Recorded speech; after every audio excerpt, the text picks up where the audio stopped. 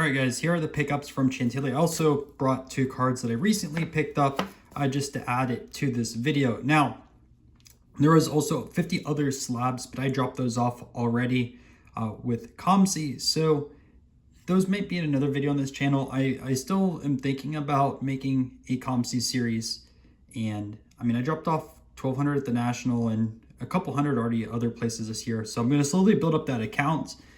And I think it'd be kind of fun to document. So I've been lacking a little bit on the recording side of things, but there's a lot I've already learned. So with that being out of the way, let's go through some of the stuff here in the center, and then we'll go over some of the raw pickups, some better cards, and then some new PC. So first, at the very end of the show, I made a huge deal for a bunch of 1954 Topps scoops. Now, this set is mainly non-sports. It's like historical events, but there's also some sports in there. So like Pompeii over there, Sumter, and I think it's a pretty cool set overall. Most of the cards I did get were 6s, and I'll show you the backs too, because I know a few people talked about looking at the backs of cards, and these are actually pretty cool backs.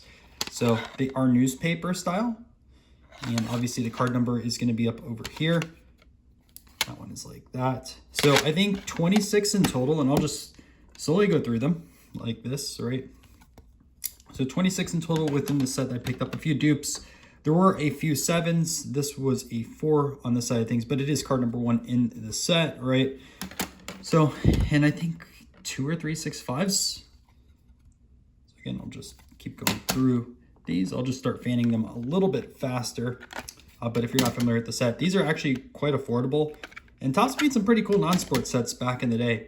I'm still hoping, though, with Fanatics taking over, that they make more like music or historical figure stuff. I know they threw a lot of music within Allen Ginter this year. Of course, it's rap, which I don't listen to rap. But regardless, right, it's a step in the right direction, I think, at least in my personal opinion with that. So these also, if anyone's building the set, just hit me up. I'll sell you the singles, but I do plan on dropping these off and selling those Comsy 2 in the future. It's a lot easier with cheaper slabs to do that. And I kind of changed my strategy a little bit for this Chantilly show. So a lot of times I went showcase shopping. Today I kind of went like bargain bidding and looking for cheaper cards and opportunities on that side of things. But nothing wrong with changing up a strategy a little bit. Keeps card shows fresh too. So we'll go through this next stack over here. I don't believe these are all Topps scoops, but, and this is one of them that there is duplicates of. I think there's other stuff in here too. I think more of the bulk. So we'll just finish these off like that. And the 2 best cards that I did pick up within this set, and I might have gone through them already, there's a Queen Elizabeth one, and then there was also a John L. Sullivan one, where it talked about Jeffries and Sullivan. So those were the 2 better cards in the set, besides card number 1, which card number 1 always brings a premium in top sets. And it's a little bit more of a condition sensitive card. And yeah, here's the Sullivan one. So John Sullivan defeated, right? 1892. And it's cool because I actually have a Sullivan card from 1893 that it's the Sullivan Corvette, which is right after the fight. I think it was an 1893 or 1894 release. And here's the last one, right? Korea truce signed. So that's the first stack of bulk. Here's another stack as well. These are from 1955. I just looked for like some 4s and 5s. I picked these up for $15 a slab, which after listing will be about $16, because it's $1 to list each one on there. So I'm hoping to sell most of these between $20 and $25 overall. It's a little bit of margin on it, but not much effort on that side of things. And there's always gonna be set builders, and there's one 1953 too, Bob Keegan. So that's kind of like the bulk side of things. I'll show you what I picked up on the raw side too. Some of this stuff I will be grading too. There are more vintage over here too. But first we have a Barry Bonds #1 all-time home run leaders. This one is numbered to 756. So I know Bond stuff has been pretty popular. jersey card too, based off a historic event, baseball series wise. And then it's authentic game worn pants on the side, I think. So kind of cool. Roger Maris bat from Tribute. Jimmy Fox dual bat on here. This is a cheap COMC. I mean, pretty much picked up for $2 for a Venny common. Someone will want it. And these all I'm going to grade. These are Sports Exchanges from 1947. The Stamp Usual is the most popular card in the set, I believe, followed by Yogi Berra. But I'll just show you the ones real quick. Jimmy Fox, Phil Rizzuto, Newhouser, Bordeaux, Pee Wee Reese, which is kind of a pretty cool one right there. Warren Spahn, which that's a bigger one in the set. Ralph Kiner, another bigger one over there. And Bob Feller, a bigger name. So Unusual already sold. The Berra already sold.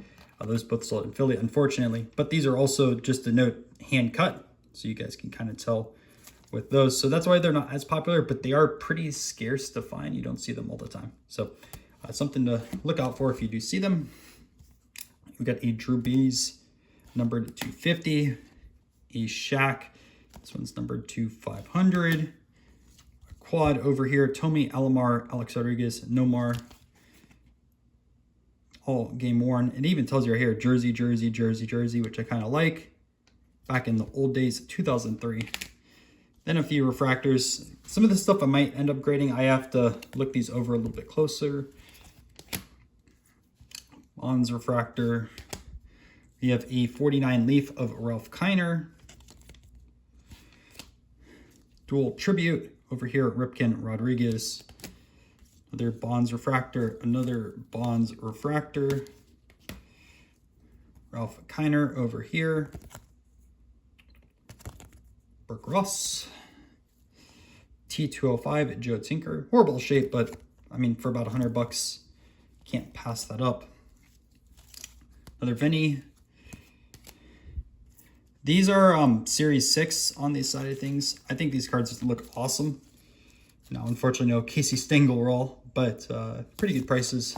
And these tend to be in really bad shape, and you guys can look a little bit closer. I'll also show you the backs of these. So overall, like, they look really nice. And all old mill in here. There's that. Okay, line.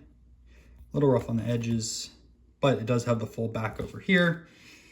Another Ralph Kiner, which I picked up a lot of Ralph Kiner for some reason. Carlton Fisk rookie, super cheap. Jeter X Fractor. Rick Farrell, 1936. Again, pretty cheap there. Emmett Smith Refractor. Willie Mays Gold, 1952. Then I think these were some of the first cards I picked up. Kit Carson, Sitting Bull, Yellowstone Kelly. Some of those might be grade worthy. We'll have to check. Joe Cronin, 1969 Bob Gibson. Then we have, I think it's Mize. Yep, 1948 Bowman. But again, very cheap. Did not pay sticker. Those. And we have a dual auto Jay Bruce and also Joey Votto. Both ended up being pretty good for the Reds. And this is like a pre-rookie Votto because it's 2007. I think his rookie card's 2008. Votto may be retiring, but a lot of people think he'll make his Hall of Fame. So numbered 275, pretty good card there. King Felix, Bowman's Best, 2004, looks like. I don't know if that's part of the design or some chipping here at the bottom, but either way, Felix stuff surprisingly moves still. I say surprisingly because I think he retired like 2 or 3 years ago. And usually, like with a lot of players, once they retire, they're not 100% certain to Hall of Fame. Their prices tend to crash quite a bit, but staying strong. And I know he was a big player in Seattle for a while. But another Bonds refractor, and then a Manouche over here, 1933 Gaudi. So there's that side of things. Let's get into the bigger cards now. Again, I did not buy a lot of bigger cards. What I've been noticing also with some of our sales, and Steven runs our sales on Facebook most of the time, is a lot of their cards 250 to 500 to like 1,000 range. They've been taking a little bit longer, but cheaper stuff continues to fly. So, And also, like, on the higher end side of things with vintage, like the more scarce stuff, that stuff is still moving pretty well. But kind of like that middle range, which used to move really, really well, has slowed down quite a lot. So an Alvarez foil board, and these foil board cards tend to be a little bit popular. They're put into complete sets. It's a little bit tougher to get higher grades, but for cheaper than 50 bucks, okay. Now, Lajoie 1913 8.5. Side of things.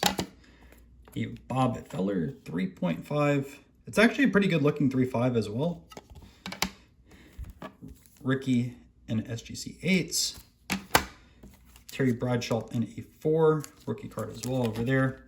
Smokey Joe Wood 1914 Polo Grounds. Back over there.